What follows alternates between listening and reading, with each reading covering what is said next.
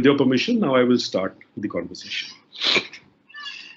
So I love to start with this example, which is one of my favorites, from an anecdote which actually happened in 1942 when Professor Albert Einstein was teaching at the Oxford University, and he was the teacher of physics to senior class students. And one day he gave them a test. So once he gave the test later in the evening, Professor Einstein's assistant asked him that, "Isn't this the same test you gave to the same class last year?" So Professor Einstein said, "Yes, of course, it's the same test." So the assistant was very bewildered, and he was like, "What sense does that make? They already know the answers to all the questions. So what are you trying to achieve by giving them the same test?" And to this, calmly, Einstein replied that the questions might be the same, but the answers have changed. And this is the context with which I would like you to spend your time and your mental energies with us over the next 40 minutes, wherein we are going to talk about what are the questions that haven't changed over the last 40 years, but what are the answers which have now changed, and how can you answer with new answers the same old questions to drive your organization's cybersecurity program. So with this being the agenda, I'll go into my first slide. So because we are talking about ROI, and ROI deals with investments because that's what we are searching return on. So let's understand that what is the traditional cybersecurity investment landscape in typical enterprises today. Now, these numbers are based on our own experience of having worked with more than 300 customers globally over the last 10 years of our life as an organization. And these are Fortune 5 companies, and these are mid-market companies in India and the world. So we have a very large range to fall back on this data, but this is not a claim that this is the right data. This is just what is our experience, and a little bit here and there wouldn't mind the point that I'm trying to drive. So typically customers invest money into 3 buckets when it comes to cybersecurity budget. The first set goes into buying tools so that nobody comes in. The second set goes into running those tools and running operations around those tools so that nothing of value goes out. And then a little bit of money is left at the end because no business would actually like to let you off as a cost center or an investment center by just giving you money and not checking that what happened to that money. So some amount of money is being spent on testing and reporting that what did you do with that $500,000 or 100K or $2 million or $1 billion that you spent. Now, because we are talking investments in cybersecurity, and I just shared with you at a very high level what are the 3 large buckets which typically in a customer's mind drives the cybersecurity program. I have to buy tools, I have to run operations, and I have to then report back to the company. Now, let's take a step back and try to understand what is the reason for a customer to invest money in security in the first place. And in our limited understanding of having worked with about 300 customers, as I said, we have figured that there are 2 fundamental reasons why companies invest into cybersecurity. The first reason is nobody wants to get breached. That's why you buy a lock so that nobody comes in. That's why you buy a DLP so that nobody takes some data out. That's why you invest into a SIM or a SOC or a EDR so that you're able to add elements of cybersecurity across your entire enterprise. Because the ultimate objective is you do not want to get breached. But as all of us know that we are living in a world where the next breach is almost as certain as our next breath. So therefore, some organizations in the world are realizing that having a target of not wanting to get breached is not worthy of pursuit. We need to also factor for a situation that in case I get breached, then what do I do? How do I get my business to continue to run with the least amount of risk? Because if you do get breached, then the next thing that is logical is for you to reduce your risk. Whether that risk is financial, regulatory, reputational, maybe a professional risk as well. Ultimately, everything comes back to financial. So these are the 2 fundamental reasons why customers invest into cybersecurity. Now, as we have seen, the customers today have reached a stage where there is a lack of confidence on the overall cybersecurity industry at large. Now, there are maybe 1,000 reasons, and all of you might have experienced different reasons to be able to justify the point. But from where we look at the world, there are three significant shifts that have happened over the last 5 years. First, the protectors themselves are becoming targets and victims as well. So you would have heard of SolarWinds or Okta and so many others. And we will definitely hear about many more to come. So customers are questioning that if the protector is himself not able to protect himself, how will he be able to protect me?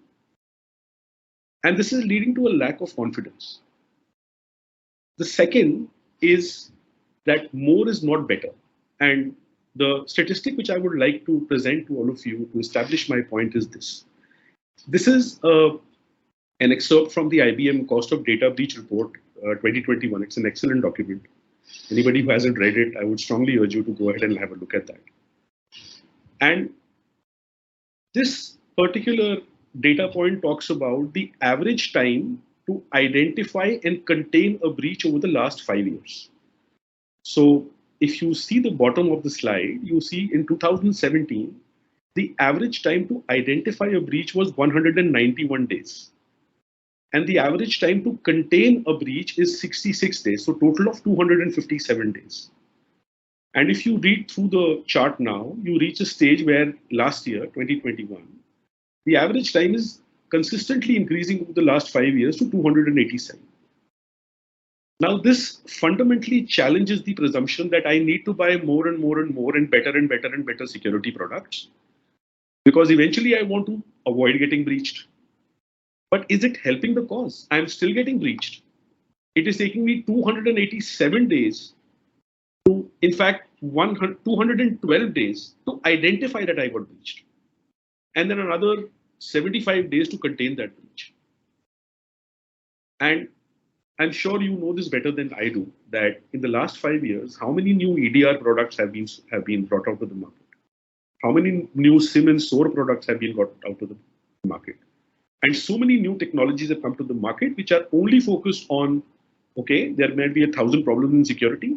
You have solution for 45. I'll give you the 46th solution. It's a band-aid solution. Because if you think like the CEO of a business, he's giving money through the CFO to the security practitioner. And this is what is happening in the real world.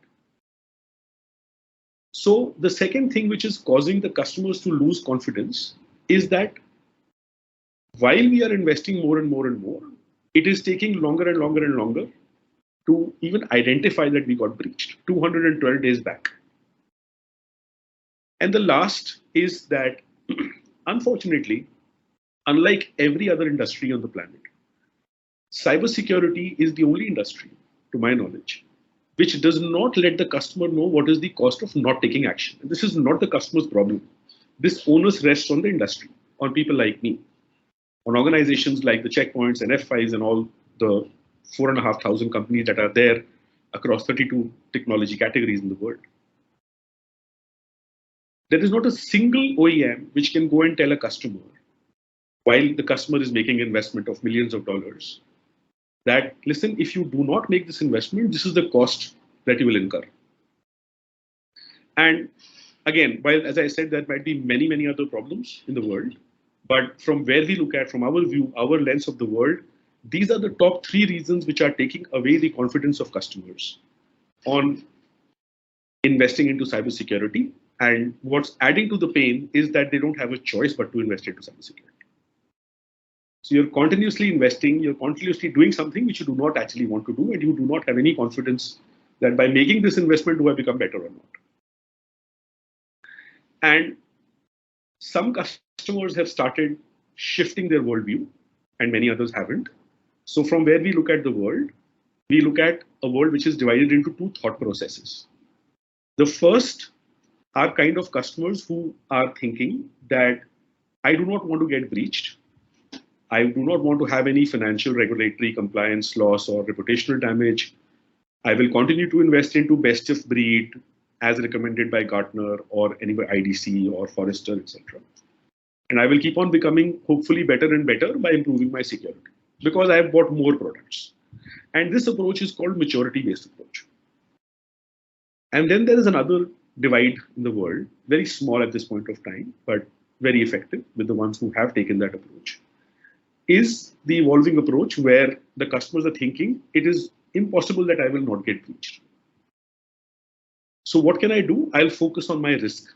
I will focus on keeping my financial, regulatory, and reputational risk within my affordability, within my tolerance. And the only investment I will make is into that technology, which will allow me to continue to run my business even if I get breached. So therefore, I will become better and better by reducing my business consequences and business risk. And this approach is called a risk-based approach. And while there are many examples available, the one which is my favorite is this research by McKinsey and Company, where they did this experiment some time back, where they took the maturity-based approach and they deployed the highest levels of defenses around everything in a given environment. They spent a certain amount of money doing that. And then they stress tested that environment. They tried to break into that environment and see how much they were able to breach and what is the loss they were able to cause. And then they dismantled the entire maturity-based approach by putting in best of breed and multiple layers and all that. And then they reconstructed the environment based on a risk-based approach. So they first did a study of where is my greatest risk sitting. And then basis that risk, they went ahead and started investing into security measures only in the places where the risk existed. And they figured out that by spending less than 1/3 the money by covering the technology gaps in their environment, because that's the biggest vector of getting breached from an end outcome perspective. Sorry, it's not a vector, it's the end outcome perspective. Vectors can be any other. But by taking the risk-based approach, by spending 1/3 of the money, they were able to keep the hackers away from the riskiest assets. And this is a beautiful document available. I'm very happy to share it with the audience later if somebody's interested. So even the research done by the industry supports the fact that, or the argument that we should move to a risk-based approach. Now, what we covered so far is the why of what we do, right? So we are a company which has a security platform where to the same questions which existed forever, last 40 years, that if I'm investing money on security, if I do not want to get breached, and if I want to reduce my risk, what is my breachability right now? And what is my risk right now? If I do not have the answer to these questions, it means I do not have a starting point. It's like I telling myself, I want to reduce my weight and I want to come to 70 kgs, but I do not know whether my weight right now is 170 or 50 kgs. So I do not have a starting point itself. So I'll just keep on making efforts without ever tracking whether I'm moving towards my objective or not towards my objectives. So the risk-based approach is what we are the proponents of. And that helps us bring to the market a capability.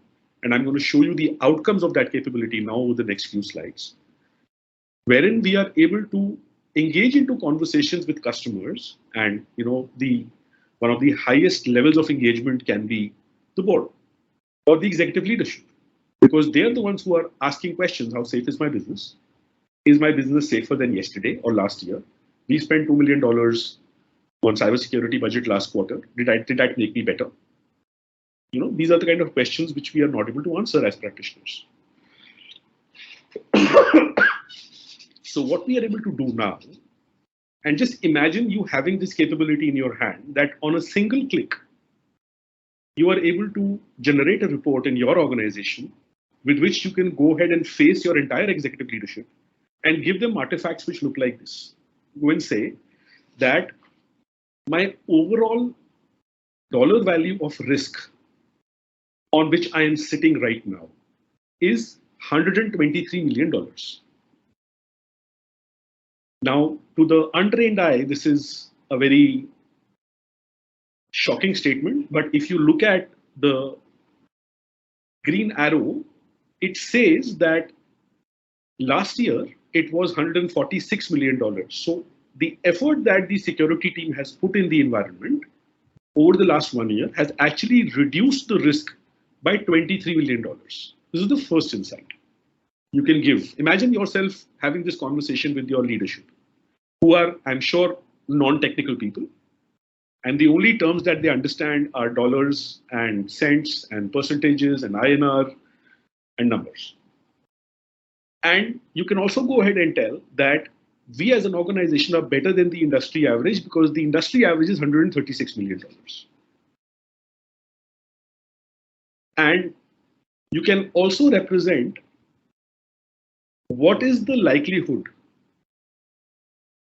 of various breaches impacting your environment, which is shown on this slide.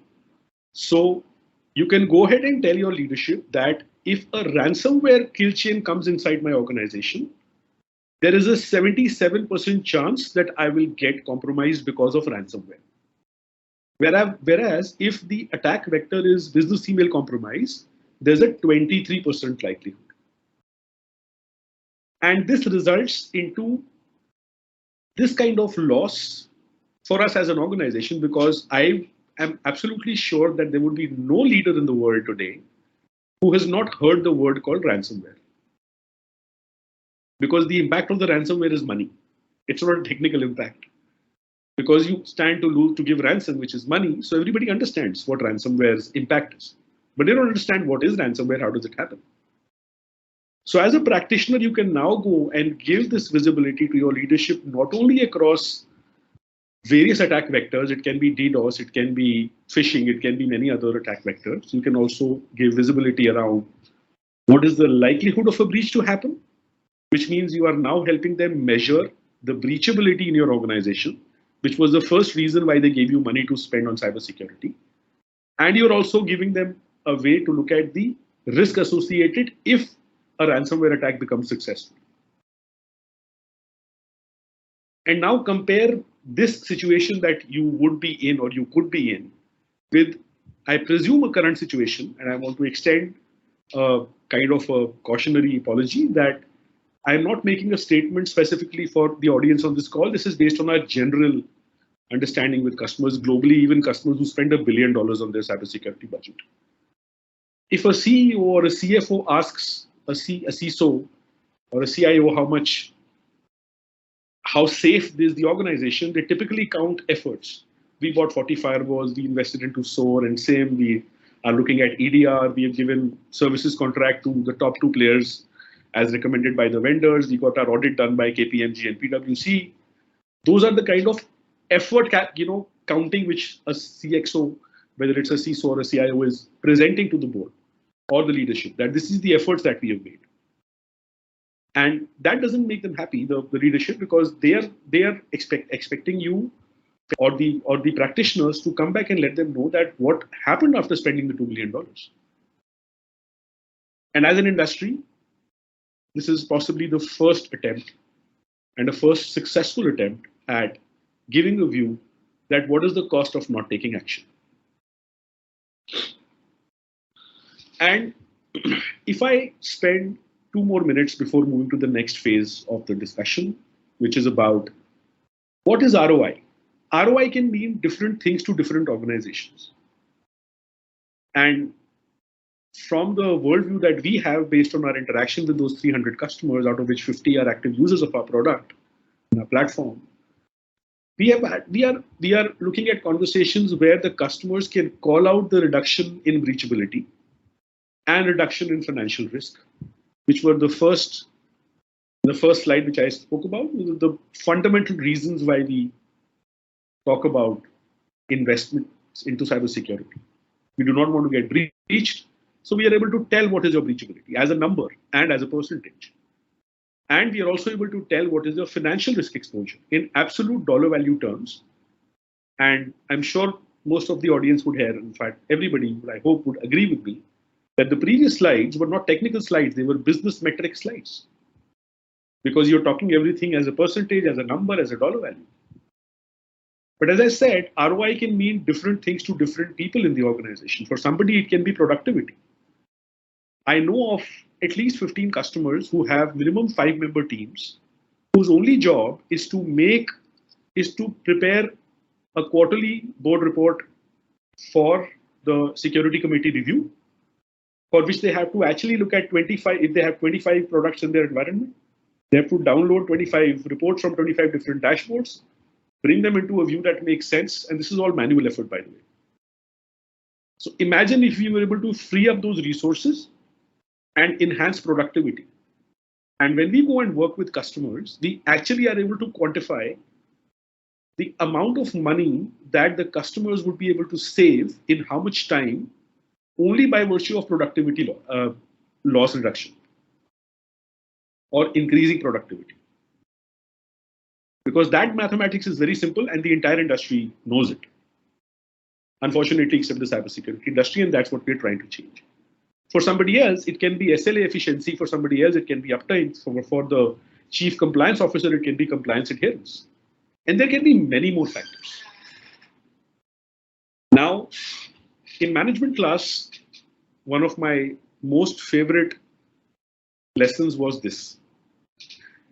Whether it is, and this is exactly the words of my teacher, who said that whether it is Ratan Tata, or whether it is Mukesh Ambani, or whether it is Kamal Pan Bhandar, every business leader in the world is only concerned about two things: how to access his customers in the cheapest possible way, and how to access his customers in the fastest possible way. These are the two things that he sleeps with, every business leader in the world, and these are the two things that he wakes up with. Now, the definition of access can be identification of customers, reaching out to those customers, acquiring those customers, upgrading those customers, upselling and cross-selling to those customers, retaining those customers, etc., etc.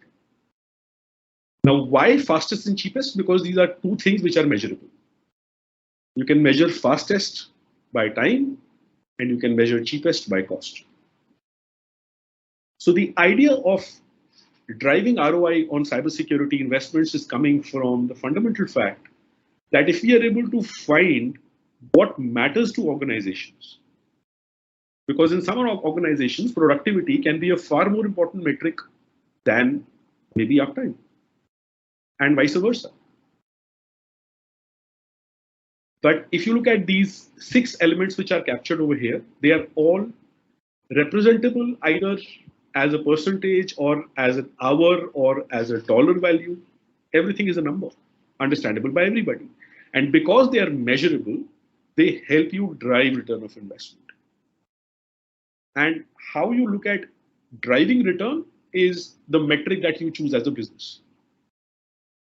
Our recommendation is that the starting point should be breachability and risk, because these are the two fundamental reasons why we started investing into cybersecurity in the first place. So now let me land the conversation, the second last set of my slides, about how does SAFE actually help in this cause? What are we able to do? So SAFE is the full form of the word SAFE is Security Assessment Framework for an Enterprise. So we are basically an assessment framework which helps an organization execute what is in their mind. If you decide that I want to deploy a risk-based cybersecurity program, then we are the framework on which you execute that program. Right? So what we are able to do from an execution perspective, and this is the world that we are changing for cybersecurity. We are moving the needle of conversation from cybersecurity to cyber risk. Because every investment, no matter where you make it, has to have a return. So you can either be a cost center for an organization, or you can be an investment sector. But both deal with how much money you spend and what you get in return. So from that perspective, we have this model or this framework, basis which you can manage your enterprise-wide risk in 3 ways. That's the driving the ROI program. You can drive the ROI program in 3 ways. The first is how do you mitigate your cyber risk, which means how do you reduce your cyber risk?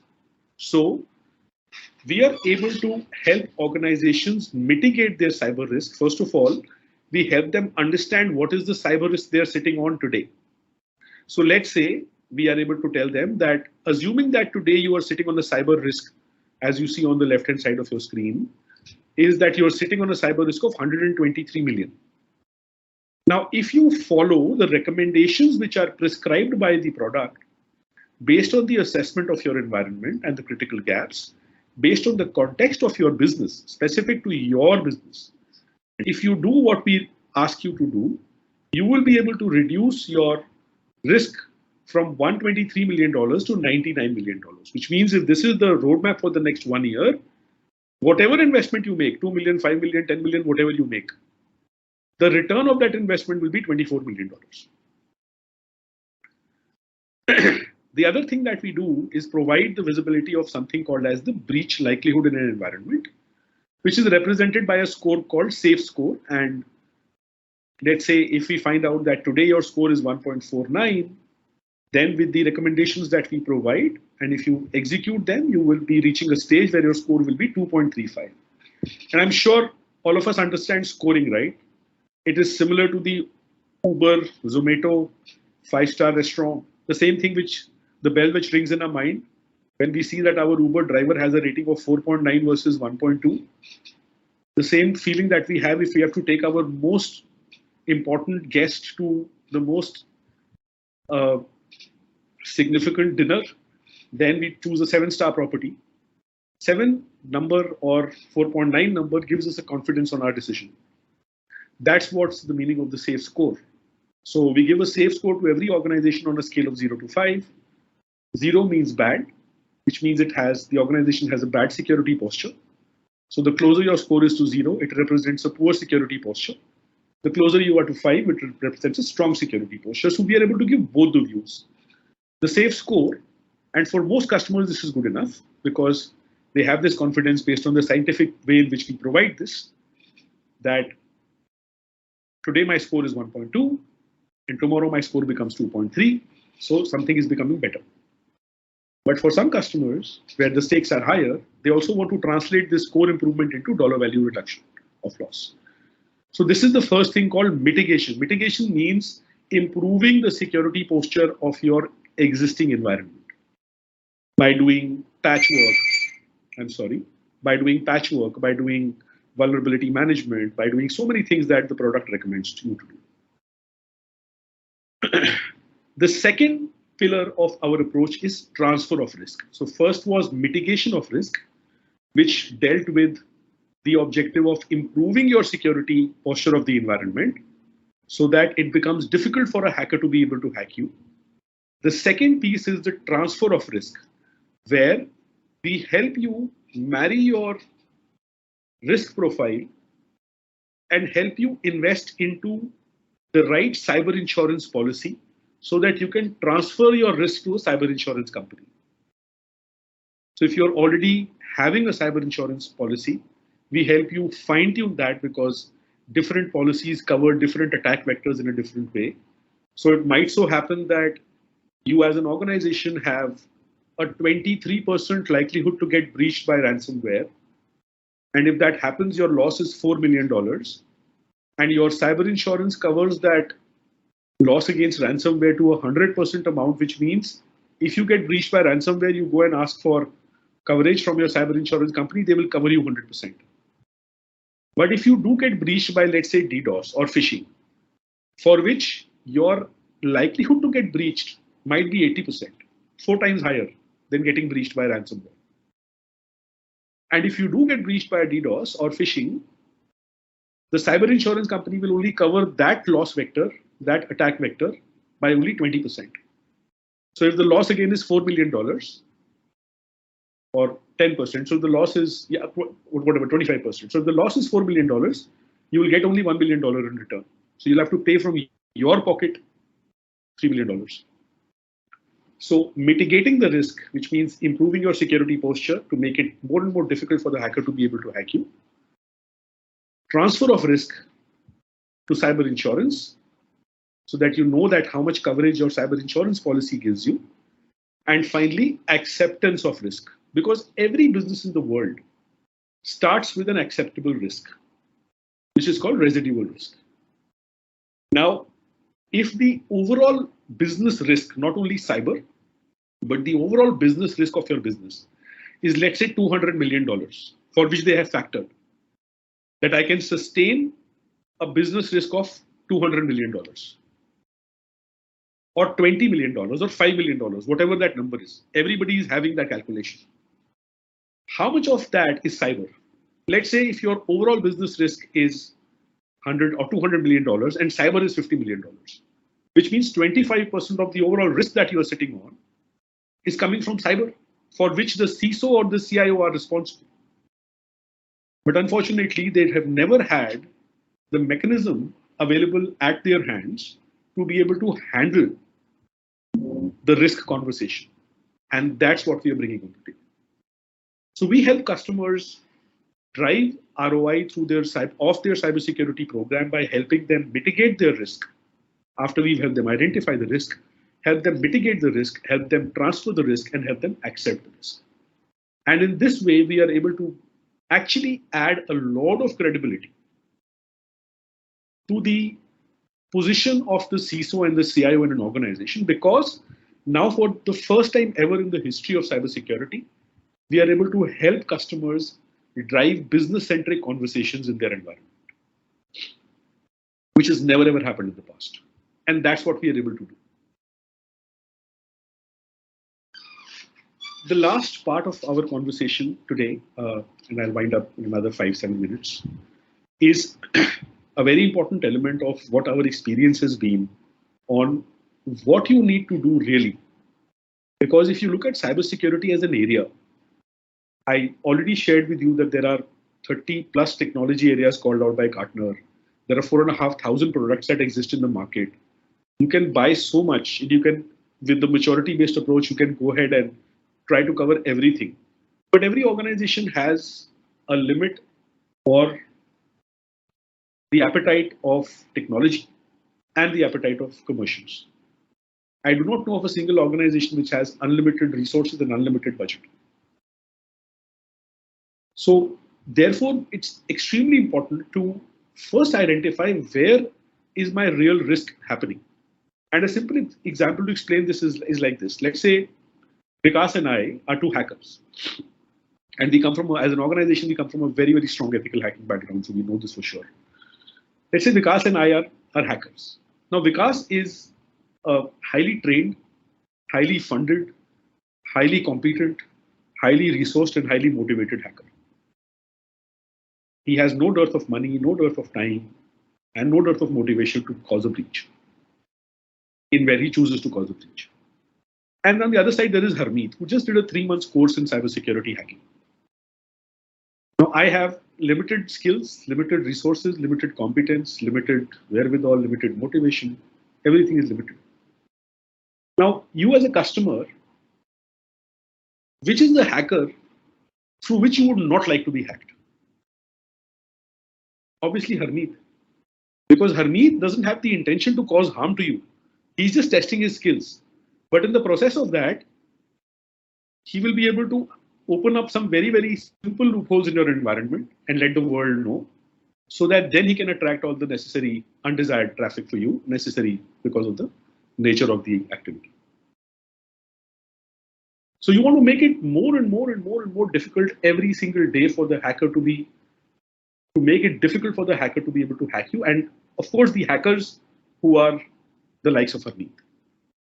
So what we have figured out is that, security as a posture sits on technology, people, process, business context, third parties, so many things, right? There are 50,000 things that you can do. But our research tells us, and we have researched more than 500 breaches in the on-prem environments, and we have researched more than 50 breaches in the cloud environment, 50 successful breaches in the cloud environment and 50 successful breaches in the on-prem environments. And we've realized that it is of ultimate importance to the starting point has to be technology. It has to be endpoints and servers so that we can drive configuration hygiene and vulnerability management there. And as the customers are moving into the journey of external technology, which is cloud, and it's funny because the reason why customers move to cloud is the reason TCO or is the reason ROI. I spent 2 years on this subject and I realized that 90% of the market is moving to cloud for TCO reasons. And there was one artifact which was published 3 years back, which said that if so many people are going to the cloud, so many more are coming back from the cloud as well. Because the ones who are coming back, 93% of them went for TCO as a reason. Cloud is ROI. Cloud helps the Lalaji reach his customers, access his customers in the cheapest and the fastest way. Therefore, cloud is an ROI conversation.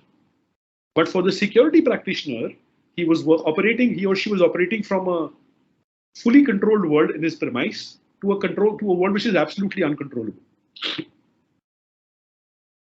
So if there are simple gaps in the environment on cloud, and the 50 hacks of cloud that we actually investigated through our hack research team, it told us that 87% of those breaches actually was only a misconfigured S3 bucket or an EC2 instance, etc., something which is just pure hygiene.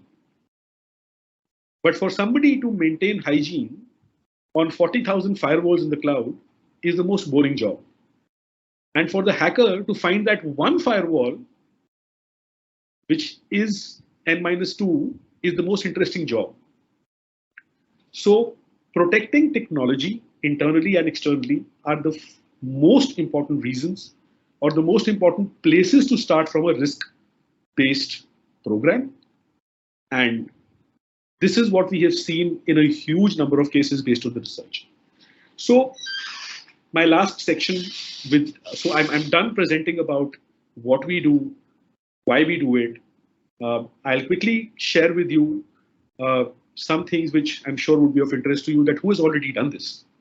So we are very fortunate that we have a bunch of customers, those who chose the new answers.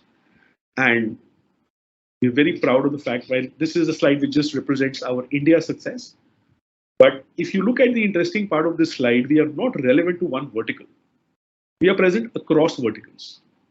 And the biggest adopters of our business offering are BFSI, healthcare. Healthcare is the strongest emerging, and technology. Because these are businesses which look at ROI. Their desire to drive ROI is very, very high. And the risk is very, very high. Because one breach inside a Capgemini or a Cognizant can lead to devastation. One breach inside a healthcare organization can lead to human life loss.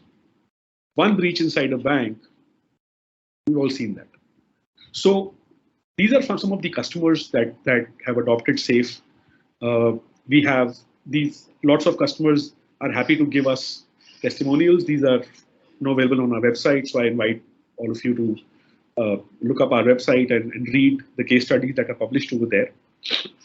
So that's what I had for today for the session. And Vikas, I'm happy to hand back to you. Thank you so much. Great session, Harmeet. Thanks a lot. Really appreciate it. Very, very interesting insights into it. So let's open the floor for Q&A. Guys, please go ahead, raise your hand if you want to ask any question. So I see Mr. George and Nirav has raised hands, so I'm going to unmute them. Allow mic, Nirav, allow mic. So Mr. George, go ahead, ask your question, please. Hi, can you hear me? Yeah, we can hear you. You're audible. Great, yeah.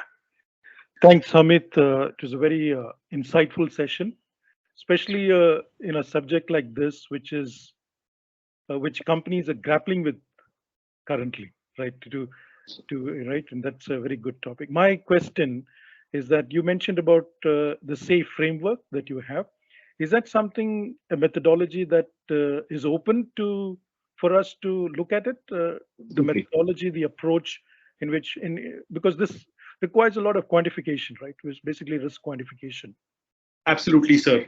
The methodology is available for you, and I'll just quickly answer.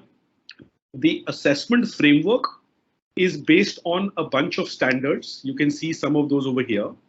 So we follow a bunch of standards. The assessment framework also takes into consideration the assessment of the organization in its business context, the technology landscape like configurations and vulnerabilities, the cultural landscape like the employee and workforce side of it, the cyber which kind of gets termed as cybersecurity culture. We look at the governance as to how the organization is executing their policy infrastructure and how does that relate to the compliances. We look at what kind of cybersecurity products are deployed in terms of compensatory controls to prevent risk from happening. And while these inputs are inside out, which is our USP, we also look at what's the organization's reputation in the deep dark web, what's the risk that your third parties are bringing to us. And all this comes together in the form of a control library, a framework of controls. And these controls are accessible across people, process, technology. And in total, the control library that we have is about 180,000 controls. So it's all standard based, as I said. So the entire framework of risk assessment and risk calculation is built on standards. Wherever standards are not available, we have tried to get inputs from academia. So the risk calculation model is built at MIT in Boston. We started in IIT Bombay, then we got introduced to MIT in Boston. So that's where the model of scoring is built in. So yeah, completely standards based.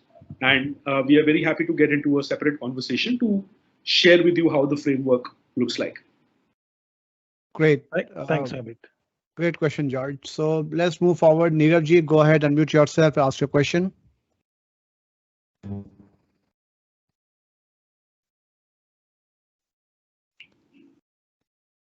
Go ahead, please. We have just 5 minutes for Q&A. Okay, Mr. Devnath, you go next, please. Yeah. Good afternoon, everyone. My question is, how do you, cost the, losses? Because the whole framework is ultimately coming down to financials. So, because in my government organization, the cost of any loss, cost of any operation, leave alone the loss, is very difficult to estimate in terms of human resource, the revenue losses and all, because too many components are there in that loss.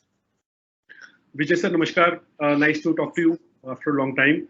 Sir, you're absolutely right. And that's the reason I mentioned that ROI can be a financial element, can also be a non-financial element like productivity, efficiency, uptime, compliance, adherence, etc. Depending on what your organization chooses to see. The entire risk assessment framework is operating on something called as a Bayesian model. And whatever I showed to you is all arriving to finding out the likelihood and actually predicting the likelihood of one breach to happen in your organization in the next 12 months. That's one of the outputs of the product that we give out. The financial model is not coming from likelihood of breach, sir. So risk, if as a subject, has two pillars, sir. What is the likelihood of an event and what is the impact of the event? The whole assessment model deals with the prediction of that likelihood of a breach. How do we assess the financials? So there are multiple inputs that go into the product, sir.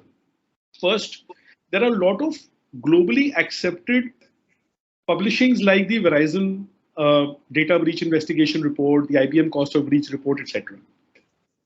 So there are some 7-8 such dossiers which we feed into the product to look at based on the geography, industry, size of the customer. And then we also have our own internal hack research where we check that if an insurance company got breached, what was their cyber insurance coverage? How much did they apply for cyber insurance? What did they get? What did they get declined? So we also have the feed of cyber insurance claims data into the product. So it's a model which looks at what's happening in the real world. And therefore, for every customer's own unique business context, given their geography, industry, and size, I'm able to ask a bunch of questions and arrive at a lower bound and upper bound. And I will just show that to you. how that actually looks in the product, sir. What I'm showing you now is my actual product. And if you see, there are these bunch of 7 questions that we ask: the geography of the company, the industry, the size, the number of employees, the IT entrenchment, what kind of records you hold, and what is the impact of a breach in terms of what kind of data gets breached. Now, if you change the responses to these questions, this value of the lower bound and upper bound will change. And this is how we help the customer arrive at a value between lower bound and upper bound, and basis this. So let's say between $7 million and $48 million is if that is your risk. And given that your safe score of the organization is very low on the scale of 0 to 5 is 0.7, which means there is a 93% chance of your organization to get breached at least once in the next 12 months. And if that happens, the chances being 93%, if that happens, you're sitting on a $44 million worth of loss. Now, as a customer, you have the right to ignore this input and put your own ascertained values, whatever you deem fit as a business owner, that if SAFE's input is not recognizable by you, you can say that I want to put my own values over here. But the idea is, sir, to arrive at the closest realistic dollar value loss. And and this works more in the case of enterprise customers. So I completely agree with you. For government organizations and public sector undertakings, we do not normally go and talk about dollar value loss. We talk about more about how you can drive ROI in context of, let's say, productivity or reduction of breachability. That today I am 90% breachable by ransomware. I want to bring it down to 40% by ransomware. Those itself are topics of pursuit. Great. Let's move to next question. Let's see how many more we can take. So Jay bhai, go ahead, ask your question. Short question and short answer, please, so that we can take more questions. Thank you. Sure. Thanks, Vikas. Superb session, Admin. Couple of questions and a short one. One is you mentioned about how do you recommend for a cyber insurance and what should be the value of that insurance is. So in that case, is it a very detailed analysis which can, on lighter note, scare the board of directors or scare the CEOs to go for it? So what's normally the process of recommending this? Second is you mentioned about the score and how we can leverage increase the score, safe score and those. So is it also product agnostic, or is there kind of a list of tools which you will recommend or which comes as a suggestion saying that, okay, if you want to increase the score, these are the best in class tools which can go for? Absolutely, sir. Quick answer to both your questions. The process of identifying cyber insurance coverage is the process by which we involve our actuaries, people from our side, with your relevant teams. And it's not a very complex activity. So that's one. And detailed conversation can be followed through.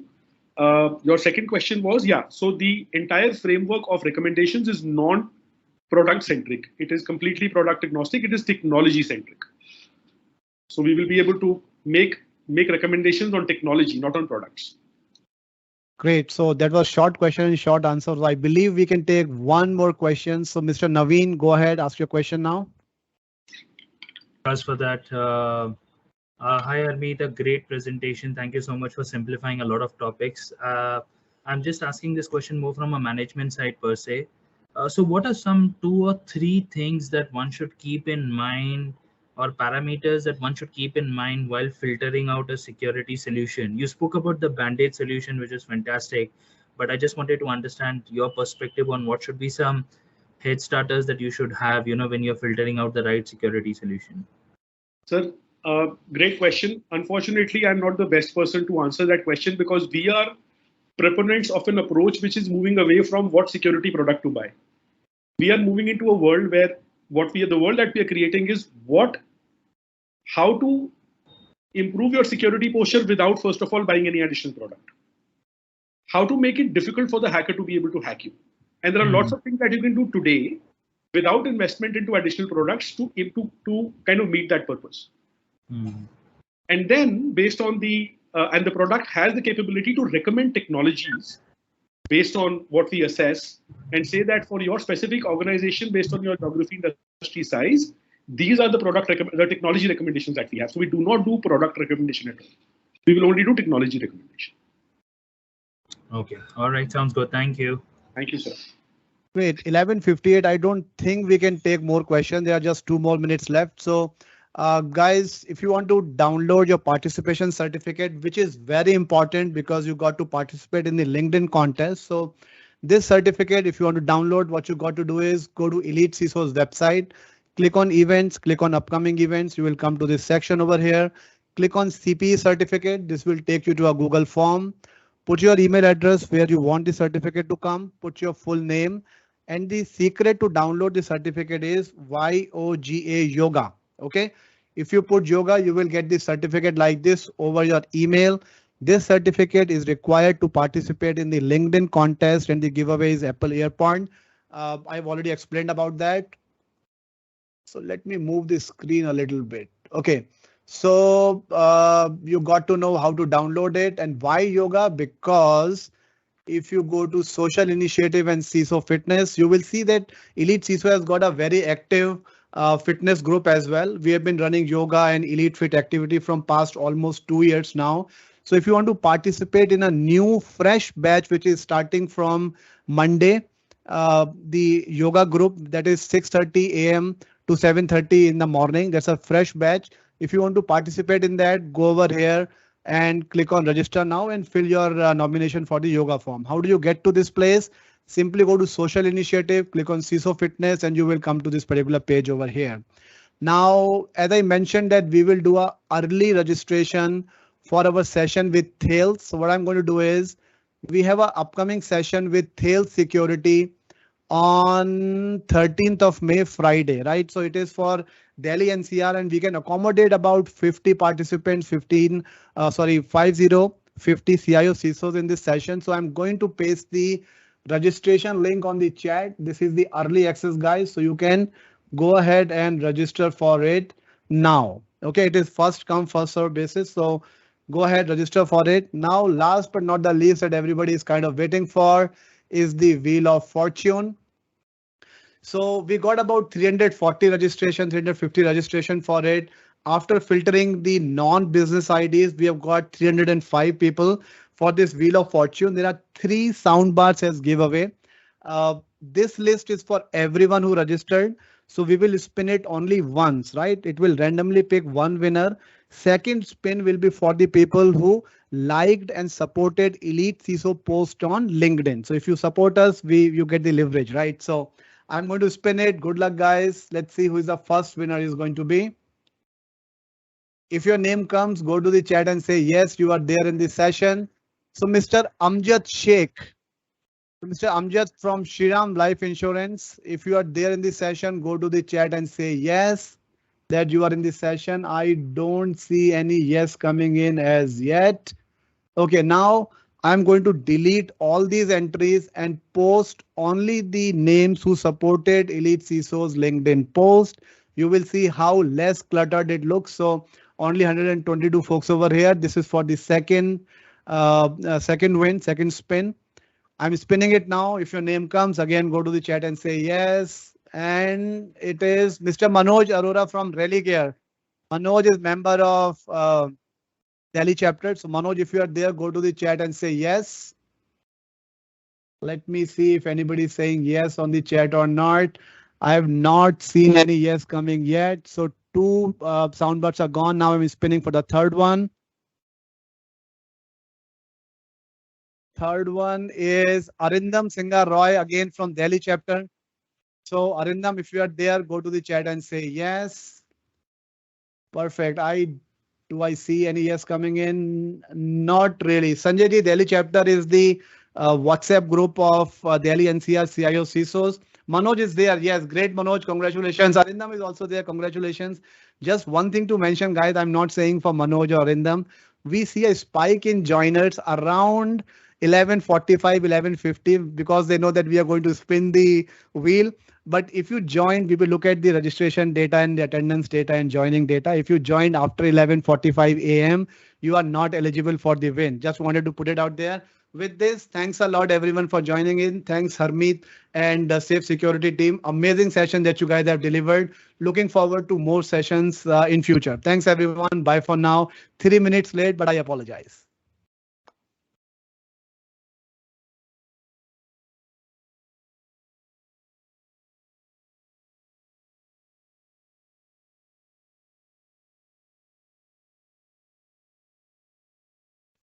Okay, guys, I am ending the session now. Thank you and meeting.